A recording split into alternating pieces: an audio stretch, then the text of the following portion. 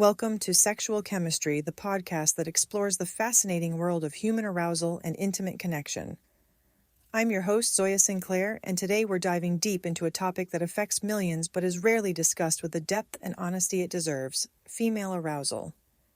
Over the next hour, we'll explore everything from the science behind what turns you on, to practical techniques for self-discovery, to the complex dance of communication that makes great intimacy possible. Whether you're just beginning to explore your sexuality or looking to deepen your understanding, this episode is designed to be your comprehensive guide. And if you love exploring topics like this and want more fresh, insightful podcasts at your fingertip, check out Scoob, the AI-powered podcast app that curates thousands of bite-sized, thought-provoking shows tailored to your curiosity. Download Scoob from the App Store or Play Store and let your journey of discovery continue anytime, anywhere. So settle in, because we're about to embark on a journey that could transform not just what you know about female sexuality, but how you experience it. Let's start at the beginning.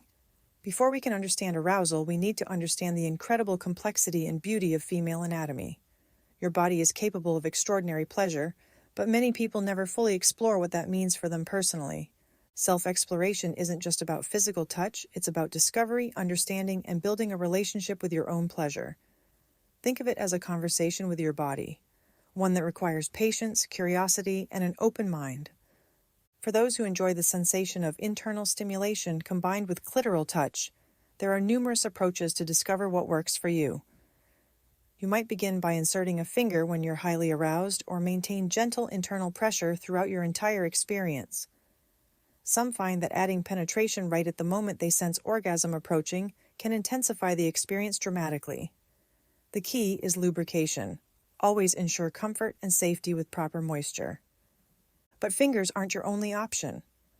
Water can be an incredibly powerful ally in self-discovery. The sensation of lying in a warm bath with water flowing over your genitals from a faucet or handheld attachment creates a unique type of stimulation that many find intensely pleasurable. There's something almost meditative about water play. It's gentle yet persistent, allowing you to relax completely while experiencing consistent sensation. Then there's the world of vibrators, devices that have quite literally revolutionized sexual experience for countless people. The statistics are remarkable. Numerous young women report experiencing their first orgasm through vibrator use. If you've tried other methods without success, this might be the game changer you're looking for. What's particularly fascinating is the science behind vibration. Research conducted on rabbits, whose clitoral structure is remarkably similar to humans, showed that mechanical vibrations actually increase the number of nerve endings in their clitorises. This suggests that regular vibrator use might literally enhance your capacity for pleasure over time. As researchers humorously noted, this gives new meaning to the phrase vibrating like bunnies. Okay? If you're new to vibrators, start with devices designed specifically for clitoral stimulation rather than penetration. Look for models with adjustable speeds. This allows you to experiment and discover what intensity works best for you. Quality retailers like Babyland offer excellent resources for first-time buyers, including customer support and educational materials, with options starting as low as $12. The important thing to remember is that this exploration is entirely about your personal pleasure. Don't worry about how any of this translates to partnered activities. That's not the point right now. This is about you discovering what brings you joy, satisfaction, and that incredible rush of physical release. Now that we've covered the physical foundation, let's dive into the fascinating science of what actually causes arousal in the first place. For decades, researchers believed that sexual desire worked like hunger or thirst, that abstinence would build up internal pressure requiring release. But modern science has completely overturned this understanding. The current model, called the incentive motivation model, reveals that sexual response is much more like other emotional responses. Just as happiness is triggered by specific thoughts, actions, or experiences, sexual arousal is triggered by particular stimuli. This is revolutionary because it means arousal isn't something that just happens to you. It's something that emerges from the interaction between you and your environment. Think about it this way. You don't wake up randomly happy for no reason. Happiness is a response to something. A beautiful sunset, a text from someone you love, achieving a goal you've been working toward. Sexual arousal works the same way. It's triggered by thoughts, visual stimuli, actions by another person, or even memories that your brain has tagged as sexually meaningful. These triggers are deeply personal and can change over time. That quirky thing your partner did early in your relationship that used to drive you wild with desire, it might lose its power as you grow together while new triggers emerge. This is completely normal and reflects the dynamic nature of human sexuality. But here's where it gets really interesting. Attention plays a crucial role in this entire process. Your brain's attentional mechanisms, which are closely linked to memory, determine whether a stimulus gets assigned sexual meaning or not. This process is essential for generating both physical and mental responses to triggers. A landmark study from 1976 demonstrated this beautifully. Researchers had sexually healthy male college students listen to erotic stories through headphones in one ear, while simultaneously giving them increasingly complex math problems in the other ear. They measured physical arousal using a penile strain gauge, and the results were striking. As the math problems became more complex and demanded more attention, the men's physical arousal decreased significantly. This study reveals something profound about human sexuality. Arousal requires focused attention. When your mind is pulled in different directions, worrying about work, thinking about your to-do list, or dealing with stress, it becomes much harder to access sexual response even when the right triggers are present. This has enormous implications for understanding sexual difficulties. Many sexual problems aren't about broken bodies or hormonal imbalances. They're about attention and focus. When you understand this, you can begin to see why creating the right mental and emotional environment is just as important as any physical technique. The biological side matters too, of course. Hormones and neurotransmitters influence how sensitive you are to sexual triggers and how readily you respond to them. But even the most perfectly balanced brain chemistry needs the right triggers and focused attention to create arousal. This is why mindfulness and presence are so crucial to great sex. When you can focus your attention on the sensations you're experiencing, the pleasure you're feeling, and the connection you're sharing, you're literally feeding the biological processes that sustain and intensify arousal. One of the most fascinating aspects of female sexuality is the relationship between mental and physical arousal, or sometimes the lack of relationship between them. This brings us to an important concept: sexual concordance and discordance. Sexual concordance is when your mental and physical arousal align, when your body's responses match what's happening in your mind. You feel turned on mentally and your body shows clear signs of arousal. Both rise and fall together in a synchronized dance. But many women experience something different: sexual discordance. This is when physical arousal occurs without corresponding mental arousal, or vice versa. Your body might show signs of arousal, increased blood flow, lubrication, sensitivity, while your mind remains relatively unengaged. Or you might feel mentally aroused while your body seems slow to respond.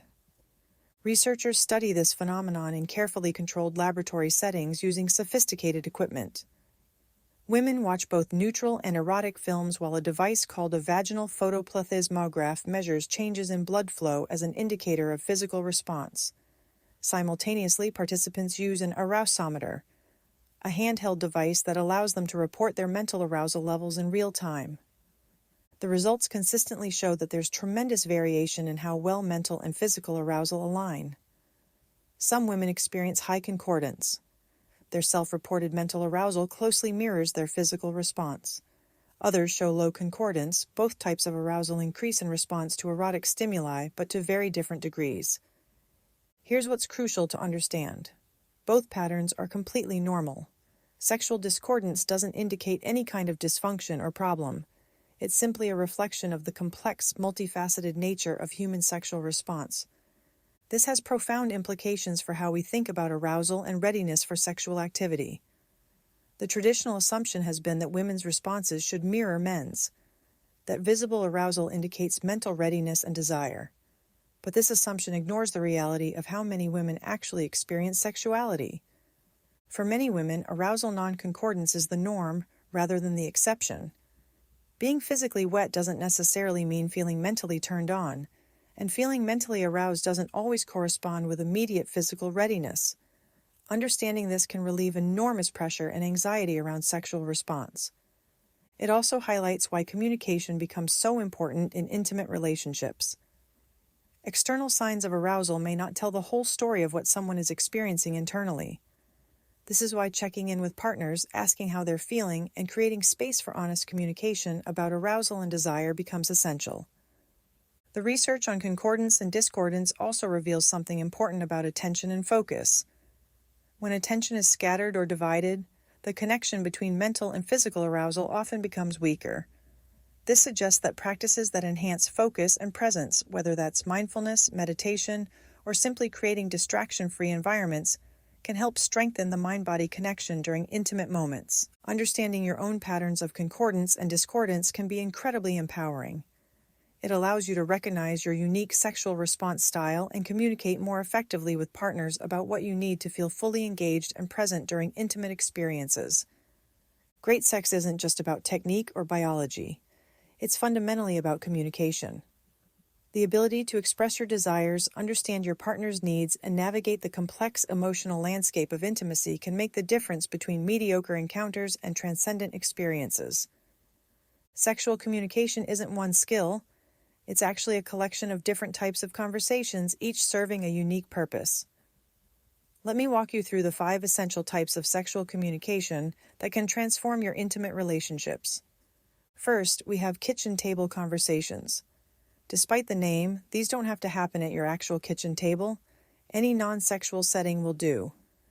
These are the discussions where you explore new possibilities, address concerns, and solve problems when they arise. The key principle here is simple. Never bring up sexual dissatisfaction in bed. Just as you wouldn't bring stressful work into the bedroom, you want to keep problem-solving conversations out of that space too. Kitchen table talks can be incredibly positive and exploratory. They're where you might say, "I've been thinking it would be amazing if we tried," or "I read something interesting that I'd love to explore with you."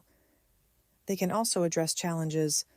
"I've noticed I've been having trouble getting aroused lately, and I think it might be because..." The timing of these conversations matters enormously. Don't attempt them during rushed moments or when you don't have adequate time to explore the topic fully. Then we have let's have sex conversations, direct, clear invitations to intimacy. These range from explicit requests to playful suggestions. The beauty of direct communication is that it removes guesswork and creates clarity about intentions and desires. Provocative conversations are all about building anticipation and creating excitement. These might happen days before any physical encounter, creating a slow burn of desire through text messages, meaningful glances, or verbal teasing.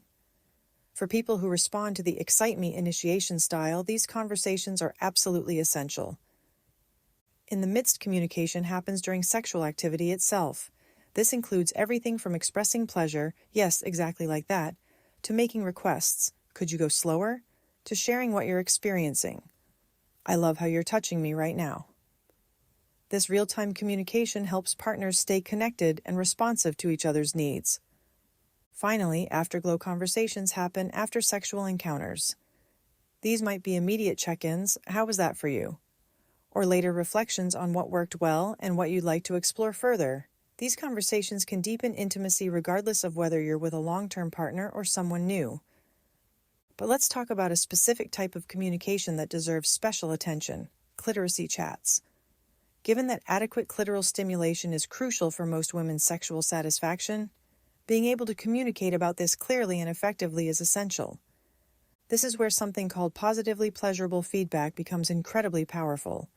Instead of focusing on what isn't working, this approach emphasizes what is working, while gently guiding toward what you want more of.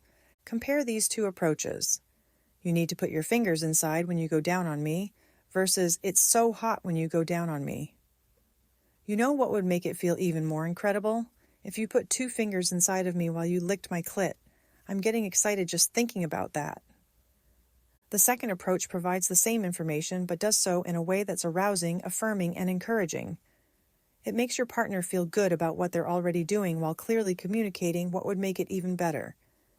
This type of feedback is effective for several reasons. First, it provides genuinely useful information. Many people have no idea whether their techniques are actually satisfying their partners. Second, receiving compliments feels good and motivates people to continue behaviors that please you. And third, the communication itself becomes part of the sexual experience. Talking about what feels good can be incredibly arousing for both people involved. You can use this approach outside the bedroom too. expressing appreciation for something your partner did during your last encounter. I can't stop thinking about how amazing you made me feel when you went slow like that. Both reinforces positive behaviors and builds anticipation for future encounters. One of the most important discoveries in recent sexuality research is that people have distinctly different styles when it comes to sexual initiation.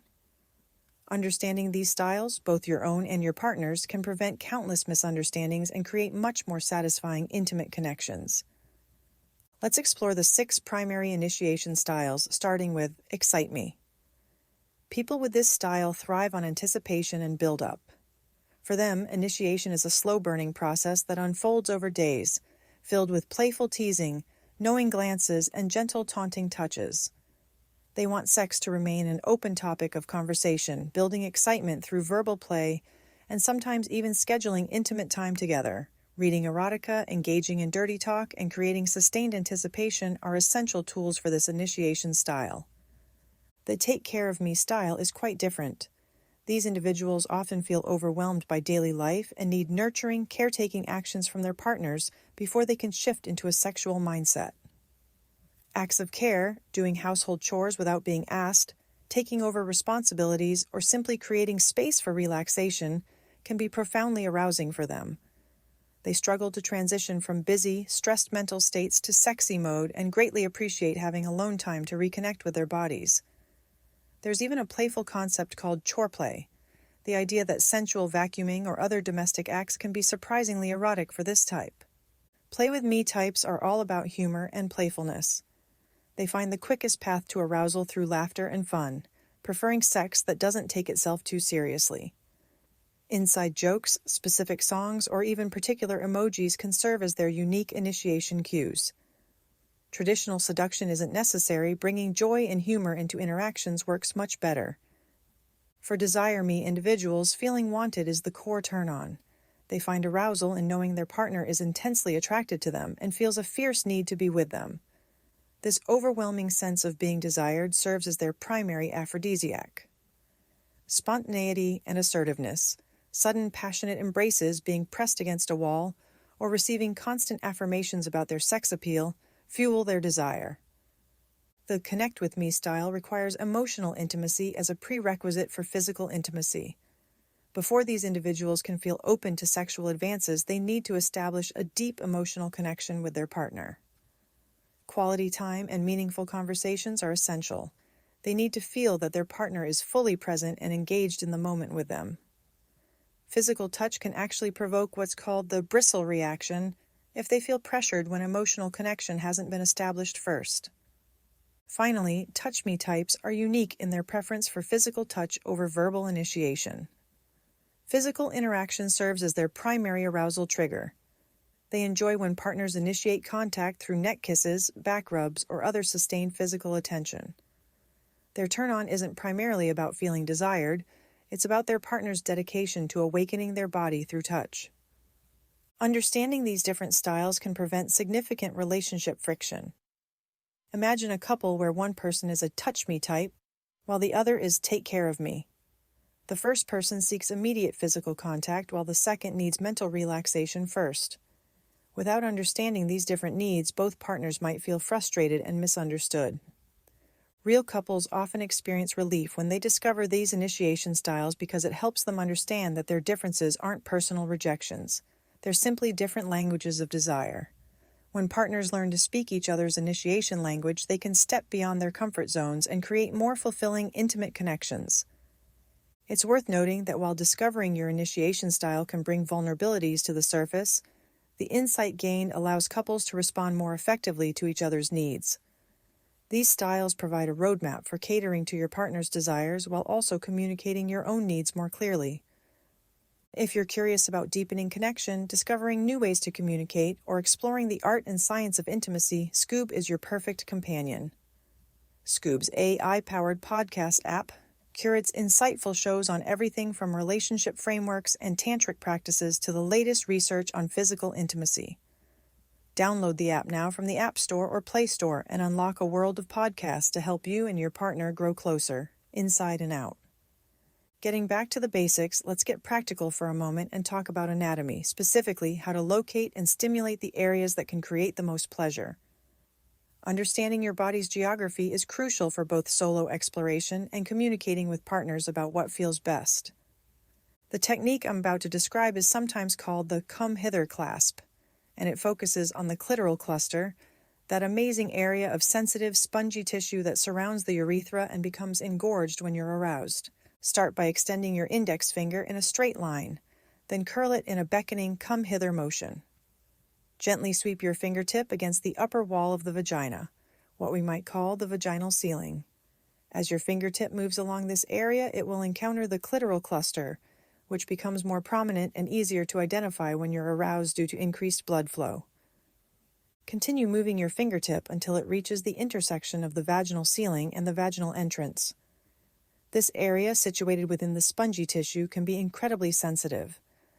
When you find this spot, lightly press your fingertip against the pubic bone.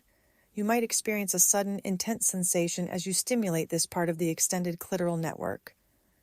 The key to this technique is applying firm, consistent pressure. Don't be afraid to use substantial pressure. The clitoral cluster can tolerate and often responds very positively to strong, steady stimulation, unlike the more delicate clitoral head, which requires gentler touch. To enhance this technique, you can use your other hand to gently press down on the pubic mound from above. This creates pressure from both directions, amplifying the area's sensitivity to your touch. The sensation is intensified because the spongy clitoral tissue situated between the vaginal ceiling and pubic bone becomes more sensitive when it's engorged with blood during arousal. But don't focus exclusively on the upper wall. After exploring the vaginal ceiling, shift your attention to the vaginal floor. This targets the perineal tissue, sensitive erectile tissue that extends between the vagina and anus. You can even try what's called a perineal pinch by pressing the perineum from the outside with your thumb while simultaneously stimulating the same area from inside with your index finger. Pay attention to the side walls of the vagina too, especially the areas closest to the entrance. Use that same come hither finger curl to gently explore the sensitive vaginal walls on both the left and right sides. This comprehensive approach ensures you're targeting multiple erogenous zones, creating a full range of stimulation possibilities. Remember, everyone's anatomy is slightly different, and what feels amazing for one person might not work the same way for another. The key is patient exploration, paying attention to your body's responses and adjusting pressure, rhythm, and location based on what feels best for you. This kind of anatomical awareness becomes incredibly valuable when communicating with partners too. Being able to guide someone's hand to exactly the right spot, or describe the pressure and motion that works best for you, transforms intimate encounters from guessing games into precisely choreographed pleasure experiences. Before we go any further, we need to address some persistent myths about women's orgasms and sexual response that continue to create unnecessary anxiety and confusion. These misconceptions have shaped expectations for decades, often making people feel inadequate or broken when their experiences don't match these false standards. The most pervasive myth is that women's sexual responses should mirror men's, particularly during intercourse. The assumption goes like this: because men generally experience orgasms during penis and vagina sex, women should too, and if they don't, something must be wrong with them.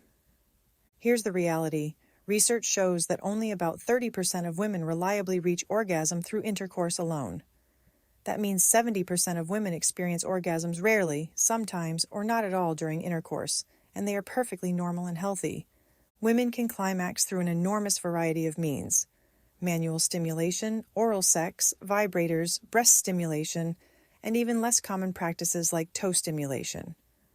The diversity in how women can achieve orgasm highlights that the absence of orgasm during intercourse isn't indicative of any dysfunction. It's simply a reflection of how female anatomy actually works. Another harmful assumption is that women's genital responses should align perfectly with their emotional arousal, similar to many men's experiences.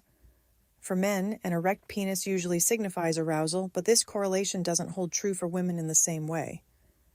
Many women experience what we discussed earlier, arousal non-concordance, where their genital responses don't always coincide with their mental or emotional state. Being wet doesn't necessarily mean feeling turned on, and feeling mentally aroused doesn't always translate to immediate physical readiness. This variation is completely normal and healthy. A third myth assumes that women should experience spontaneous desire for sex in the same way men often do. While some women certainly experience spontaneous desire, it's equally normal for women to experience what's called responsive desire. This means sexual desire emerges primarily in response to erotic situations or contexts rather than appearing out of the blue. Responsive desire isn't inferior to spontaneous desire, it's simply a different pattern that's perfectly healthy and normal. For many people with responsive desire, arousal builds gradually through the right combination of emotional connection, physical stimulation, and mental engagement. What's important to understand is that while men and women show differences in these aspects of sexual response, both genders actually share numerous similarities in their sexual experiences. Both men and women can achieve orgasms, experience desire and arousal, and exhibit responsive desire and arousal non-concordance. Men, too, can sometimes struggle to reach orgasm during penetration. Both sexes can fall in love, fantasize, masturbate, and experience confusion about sexuality. They can both experience extraordinary levels of pleasure, encounter surprises both wonderful and challenging in the sexual domain, and explore the boundaries of sexual imagination. The human capacity for sexual experience is rich and varied across all genders. The initial assumptions about stark differences based on gender are not as clear-cut as traditionally believed. Understanding this can free you from trying to fit into narrow definitions of how your sexuality should work, and instead embrace how it actually does work for you. These myths persist partly because they're simple and seem to offer clear guidelines. But sexuality is wonderfully complex, and embracing that complexity rather than fighting against it opens up possibilities for much more satisfying and authentic sexual experiences. Now let's dive into one of the most practical frameworks for understanding your sexual response: the dual control model. This revolutionary approach explains arousal as the result of two primary processes working together: the activation of your sexual accelerator and the deactivation of your sexual brakes. Think of your sexuality as a car. The accelerator responds to things that increase arousal: attractive partners, exciting situations, pleasurable touch, or arousing thoughts. The brakes respond to things that inhibit arousal: stress, anxiety, distractions, or concerns about safety. Your personal level of sexual arousal at any given moment is determined by the balance between these two systems. Everyone has both an accelerator and brakes, but we differ dramatically in how sensitive each system is. These sensitivities exist on spectrums, much like introversion and extroversion.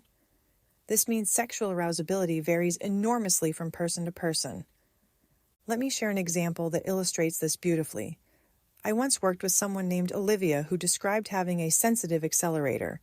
She was highly receptive to sexual cues and could become aroused quite easily. When she was with a partner she cherished and felt free to explore without fear, this sensitivity enhanced her enjoyment enormously. But Olivia also found this trait challenging at times.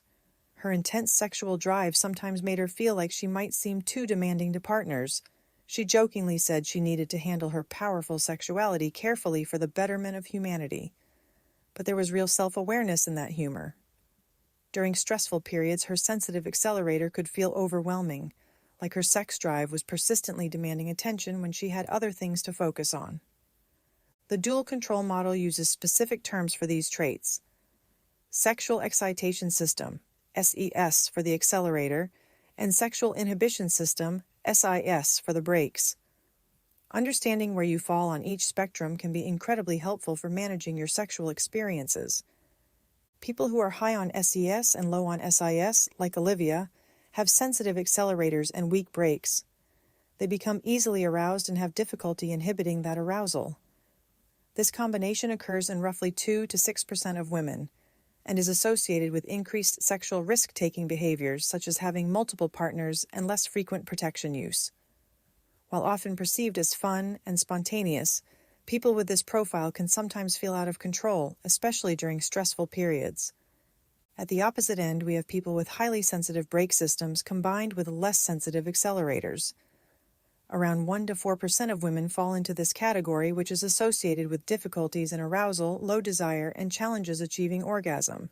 For these individuals, the reasons not to be aroused often feel more compelling than reasons to be aroused, and it takes considerable focus and effort to engage sexually, Research consistently shows that a sensitive brake system, regardless of accelerator sensitivity, is a key predictor of various sexual difficulties. A 2008 study of 226 women aged 18 to 81 found that low sexual interest, arousal difficulties, and orgasm problems were significantly correlated with factors that inhibit arousal, things like anxiety about sexual performance and concerns about external circumstances like contracting sexually transmitted infections. Understanding your brake system is particularly important because inhibitions can arise from both internal and external sources. Internal factors might include anxiety about taking too long to become aroused, worry about your body's appearance, or concerns about your performance. External factors could include fear of interruption, worry about STIs, relationship stress, or even something as simple as being too cold or uncomfortable. Both types of inhibitions can significantly dampen or completely prevent arousal, even when strong excitatory factors are present. This is why creating the right environment, both mental and physical, becomes so crucial for sexual satisfaction. The good news is that understanding your personal balance of excitation and inhibition gives you tremendous power to optimize your sexual experiences. If you have sensitive brakes, you can work on identifying and addressing the specific factors that inhibit your arousal. If you have a sensitive accelerator, you can learn strategies for channeling that responsiveness in ways that feel comfortable and sustainable. This model also helps explain why the same person might have completely different sexual experiences in different contexts. Your accelerator and brake sensitivity don't change, but the stimuli you encounter do. A situation that provides strong excitatory cues while minimizing inhibitory factors will produce very different results than one where you're dealing with lots of stress, distractions, or concerns. As we near the end of our journey through the landscape of female arousal, let's explore something that often gets overlooked in discussions of sexuality: the profound role that emotional connection and bonding play in sexual response. While physical techniques and anatomical knowledge are important, many people find that their most satisfying sexual experiences happen within the context of deep emotional connection. This isn't about relationship status, it's about the quality of presence, attention, and care that exists between people during intimate moments. Researchers have identified several categories of cues that can trigger arousal, and many of them are fundamentally about emotional connection. Love and bonding cues encompass feelings of security, commitment, emotional closeness, protection, and support. These also include receiving special attention from a partner. I love the story of a woman whose boyfriend flew halfway around the world to surprise her on their second anniversary. This grand gesture clearly demonstrated closeness, commitment, and special attention, creating a powerful foundation for intimate connection.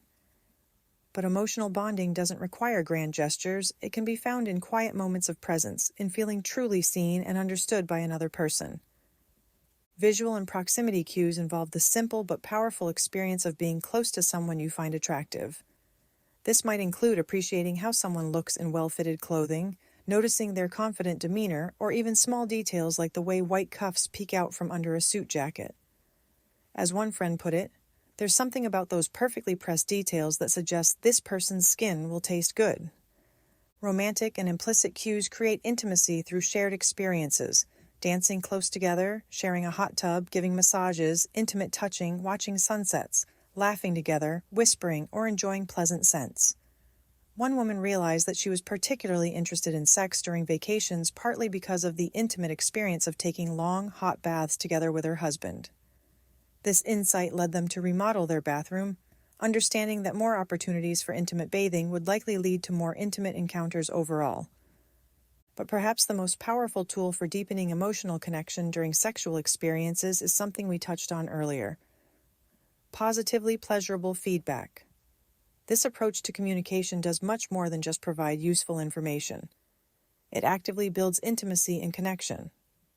When you tell a partner, "I love how present you are with me right now," or "it turns me on when we read together," you're not just communicating preference, you're creating moments of genuine appreciation and acknowledgement. This kind of feedback can extend beyond physical sensations to include mind-based pleasure, sharing fantasies or erotica, and spirit-based pleasure, feeling completely present with each other. The practice of giving and receiving this kind of feedback creates positive cycles in relationships. When someone feels appreciated and acknowledged for the pleasure they provide, they're naturally motivated to continue and expand those behaviors. When someone feels safe to express what brings them joy, they become more open and vulnerable, which deepens intimacy for both people. This is why many people find that their best sexual experiences happen not just when the physical techniques are perfect, but when they feel emotionally safe, seen, and appreciated. Physical pleasure is amplified enormously when it occurs within a context of emotional connection and mutual care. Creating this kind of connection doesn't require perfection or even long-term commitment. It requires presence, attention, and genuine care for your partner's experience as well as your own. It means being willing to be vulnerable about what you want and need, and creating space for your partner to do the same.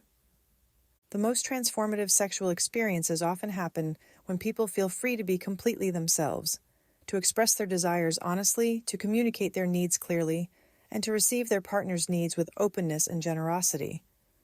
This kind of emotional intimacy becomes the foundation upon which extraordinary physical intimacy can flourish.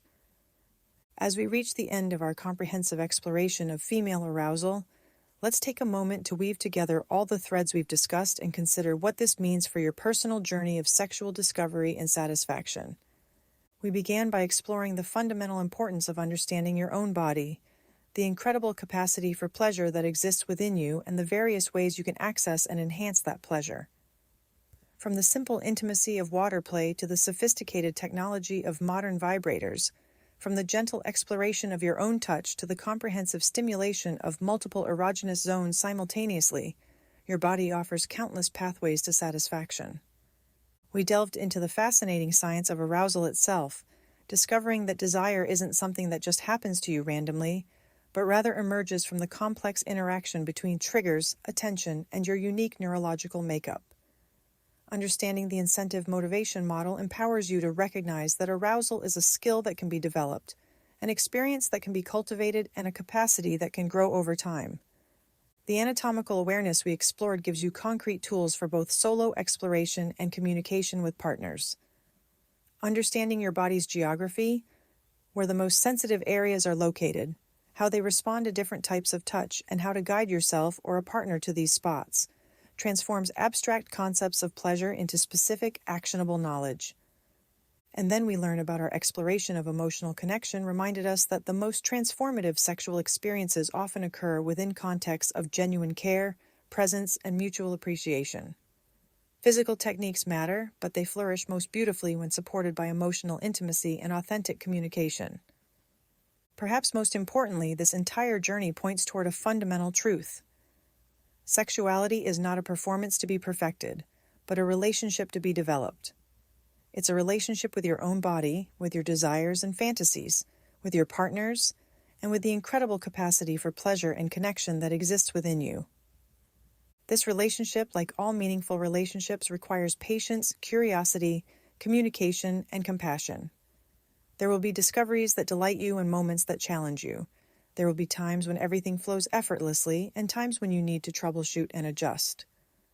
All of this is not only normal, it's part of the beautiful, complex, ever-evolving experience of being a sexual human being. Your sexuality is uniquely yours. It doesn't need to look like anyone else's to be wonderful, satisfying, and deeply fulfilling. Trust your experience, communicate your needs, explore with curiosity, and remember that the most important opinion about your sexuality is your own. I'm your host, Zoya Sinclair, and this has been Sexual Chemistry.